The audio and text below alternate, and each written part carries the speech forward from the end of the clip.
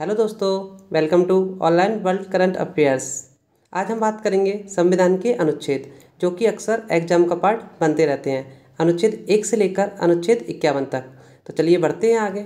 अगर आपको वीडियो अच्छी लगे तो वीडियो को लाइक करें एंड चैनल को सब्सक्राइब करना ना भूलें। भारत का संविधान जो कि सर्वोच्च कानून है, इसके अंदर 448 अनुच्छेद, 25 भागों और 12 कार्यक्रमों के साथ दुनिया का सबसे लंबा संविधान है। अब हम बात करेंगे अनुसूचियाँ जो कि संविधान में 12 हैं। तो एक एक करके हम पढ़ते हैं। अनुसूची फर्स्ट के अंदर बताया गया है राज्य और संघ शासित प्रदेशों की सूची। अनुच्छेद 2 के अंदर बताया गया है विशेष शक्तियाँ और राष्ट्रपति, राज्य के गवर्नर, राज्यसभा और लोकसभा, सुप्रीम कोर्ट और उच्च न्यायालय के न्यायाधीशों के उपवक्ताओं के वेतन वितरण। अनुसूची 3 इसमें बताया गया है राष्ट्रपति और उपाध्यक्ष को छोड़कर सभी अधिकारों के शपथ और वादे। इसके अंदर शपथ के बारे में बताया गया है ओथ एंड अफर्मेशन। अनुच्छेद 4 इसके अंतर्गत आता है राज्य परिषद, राज्यसभा में सीटों का आवंटन। कितनी सीटें ली जाएंगी राज्यसभा के अंदर, ये इसके बारे में बताता है। आगे बढ़ते हैं। अनुसूची 5 इसके अंदर आता है अनुसूचित क्षेत्रों और जनजातियों के प्रशासन और नियंत्रण। किस तरीके से वहाँ पे प्रशासन और नियंत्रण करना है, ये इसके अंतर्गत आता है। अनुसूची 6 असम, मेघालय, त्रिपुरा, मिजोरम और अरुणाचल प्रदेश में जनजातीय क्षेत्रों के प्रशासन के प्रावधान इसके अंतर्गत हैं। अनुच्छेद 7 संघ, केंद्र सरकार, राज्य और जिम्मेदारियों की संवर्ती सूचियाँ जो कि ऑस्ट्रेलिया से ली गई हैं, इसके अंतर्गत ही आती हैं। अनुसूची 8 के अंदर आता है भारत की आधिकारिक भाषाएं जो कि वर्तमान में 22 लैंग्वेज हैं। आगे बढ़ते हैं। अनुसूची 9 भूमि, कार्यकाल, भूमि कर, रेलवे, उद्योग से संबंधित कार्य और आदेश शामिल हैं, जो कि 1951 में प्रथम संशोधन द्वारा जोड़ा गया था। इसे हम भूमि अधिग्रहण के नाम से भी जानते हैं।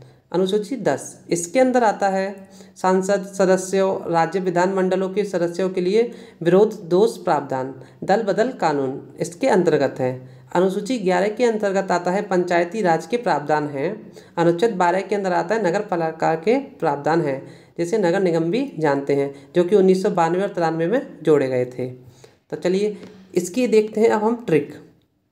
SSORSC जनसभा से बदला पंचनगर, ये है आपके अनुच्छेद की trick schedule. S for state, second S for salary, O for oath and affirmation, R for Rajya Sabha seat, SC for control of scheduled area and scheduled tribe. Next जन फॉर अनुसूची 6 के अंतर्गत जनजातीय क्षेत्र के प्रशासन के प्रावधान हैं। अनुसूची 7 के अंदर आते हैं केंद्र सरकार, राज्य और जिम्मेदारियां की संवर्ती सूचियां। तो आप इसको डायरेक्ट कनेक्ट कर सकते हैं साफ और संवर्ती सूचियां। भाव और भाषा, अनुसूची 8 के अंतर्गत भाषा का प्रावधान है, अभी मैंने बताया था। नेक्स्ट से संपत्ति अधिग्रहण, जो कि 1951 में प्रथम संशोधन के द्वारा जोड़ा गया था। दल बदल कानून अनुसूची 10 के अंतर्गत आता है। पंचायत, जो कि अनुसूची 11 के अंतर्गत आता है, इसमें मिस्टेक है, इसको मैं PDF में सही कर दूंगा। अनुच्छेद 12 के अंदर आता है नगर पालिका। अब हम बढ़ते हैं आगे। अब हम बात करेंगे अनुच्छेद जो कि महत्वपूर्ण अनुच्छेद है। भाग 1 के अंतर्गत आते हैं संघ और उनका क्षेत्र। अनुच्छेद 1 से लेकर 4 तक इसके बारे में बताया गया है। अनुच्छेद 1 संघ का नाम और राज्य क्षेत्र। संघ का नाम, भारत का नाम और भारत के कौन कौन से नाम हैं, तो इसके अंतर्गत आते हैं। राज्यों के नाम भी इसके अंतर्गत ही हैं। अनुच्छेद 2 के अंतर्गत आते हैं नए राज्यों का प्रवेश और स्थापना। अनुच्छेद 3 के अंतर्गत आते हैं राज्य का निर्माण तथा सीमाओं या नामों में परिवर्तन। अगर राज्यों का नाम चेंज करना है तो इसी के अंतर्गत चेंज किया जाएगा। अनुच्छेद 4 के अंतर्गत आता है पहली अनुसूची व चौथी अनुसूची के संशोधन या 2 और 3 के अधीन बनाई गई विधियाँ, ये इसके अंतर्गत हैं। तो ये थे भाग 1 संघ और उनका क्षेत्र। अब हम बात करते हैं भाग 2। भाग जो कि संविधान में टोटल 25 हैं। अब हम एक एक करके उन्हें पढ़ रहे हैं। तो भाग 2 के अंदर आती है नागरिकता, अनुच्छेद 5 से लेकर 11 तक। मैं इसका एक अलग से टॉपिक बना दूंगा कि किस तरीके से नागरिकता मिलती है, किस तरीके से नागरिकता छीनी जाती है, क्योंकि ये इंपॉर्टेंट आता है। NCR CAA बिल इसी के अंतर्गत है। अनुच्छेद 5 इसके अंदर आता है संविधान के प्रारंभ पर नागरिकता। अनुच्छेद 6 के अंतर्गत आता है भारत आने वाले व्यक्तियों को नागरिकता किस तरीके से दी जाएगी। अनुच्छेद 7 के अंतर्गत है पाकिस्तान जाने वालों को नागरिकता। अनुच्छेद 8 के अंतर्गत है भारत के बाहर रहने वाले व्यक्तियों की नागरिकता। अनुच्छेद 9 के अंतर्गत आता है विदेशी राज्यों की नागरिकता लेने पर नागरिकता का ना होना। अगर कोई भी बाहर से देश से नागरिकता ले लेता है तो उसकी नागरिकता को कैंसिल कर दिया जाएगा अनुच्छेद 9 के अंतर्गत। अनुच्छेद 10 के अंतर्गत नागरिकता के अधिकारों का बना रहना। अनुच्छेद 11 के अंतर्गत आता है सांसद द्वारा नागरिकता के लिए कानून का विनियम। इसको मैं डिस्क्राइब कर दूंगा क्योंकि इसके अंदर और भी हैं कौन कौन से ऐसे अनुच्छेद हैं जो कि विदेश के फॉरेनर हैं उन पे लागू होते हैं, कौन कौन से हैं जो इंडियंस पर लागू होते हैं। तो इन्हीं को ही मैं एक और वीडियो में कवर कर दूंगा। आगे बढ़ते हैं। भाग 3 मौलिक अधिकार, जो कि वेरी वेरी इंपॉर्टेंट, अनुच्छेद 12 से लेकर 35 तक इसमें शामिल हैं।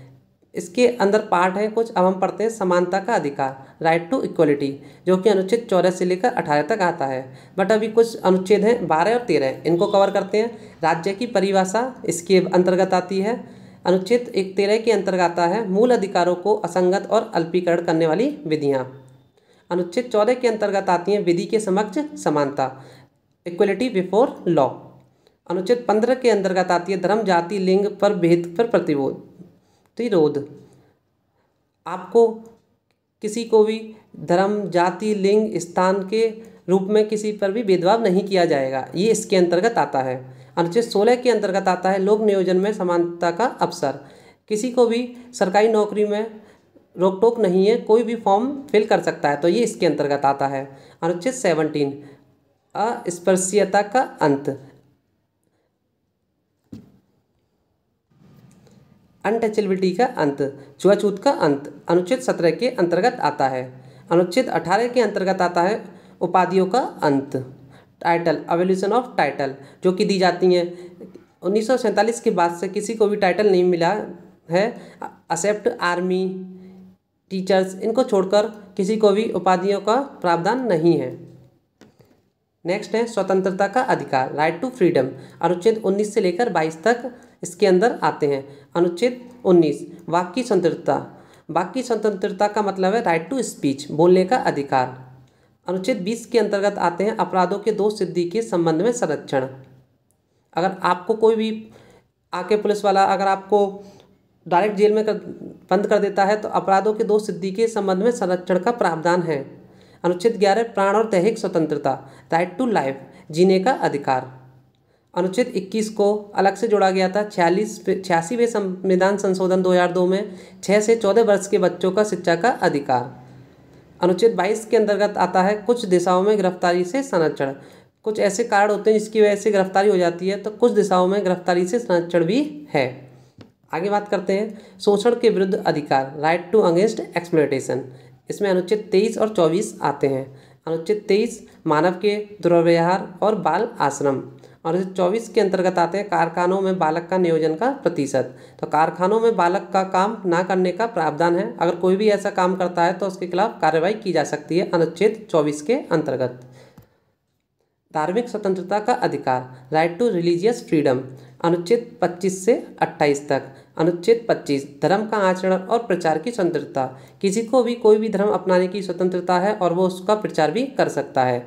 अनुच्छेद 26 के अंतर्गत धार्मिक कार्यों के प्रबंध की स्वतंत्रता है, कोई भी धार्मिक कार्य कर सकता है, किसी को भी रोक टोक नहीं है। सांस्कृतिक तथा शिक्षा संबंधित अधिकार, कल्चरल एंड एजुकेशनल राइट, अनुच्छेद 29 से 30 तक आते हैं। अनुच्छेद 29 अल्पसंख्यक वर्गों के हितों का संरक्षण।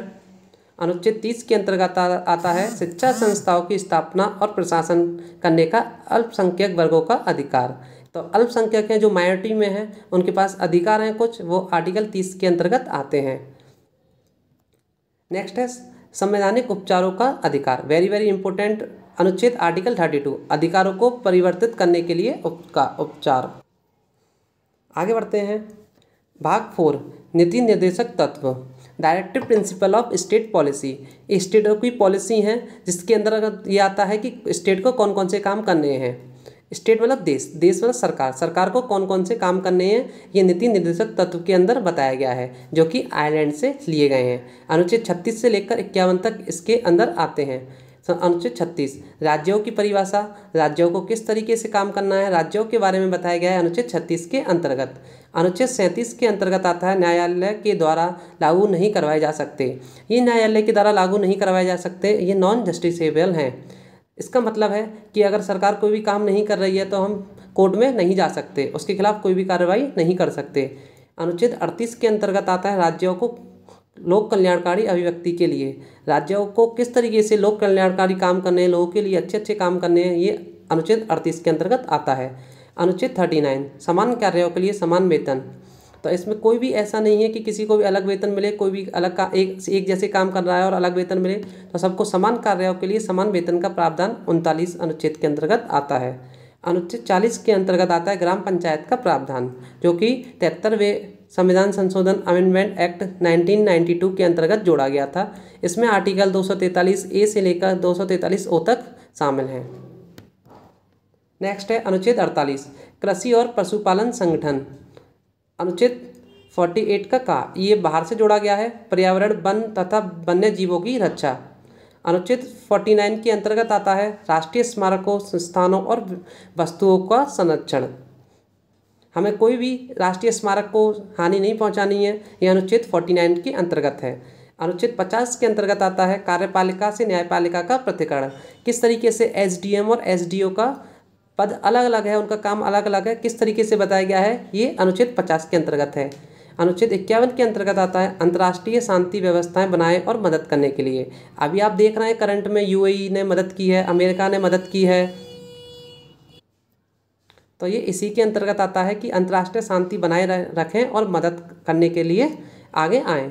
तो ये थे आपके कुछ महत्वपूर्ण अनुच्छेद जो कि कवर किए गए हैं 1 से लेकर 51 तक। अगर वीडियो अच्छी लगी हो तो वीडियो को लाइक करें और चैनल को सब्सक्राइब करें।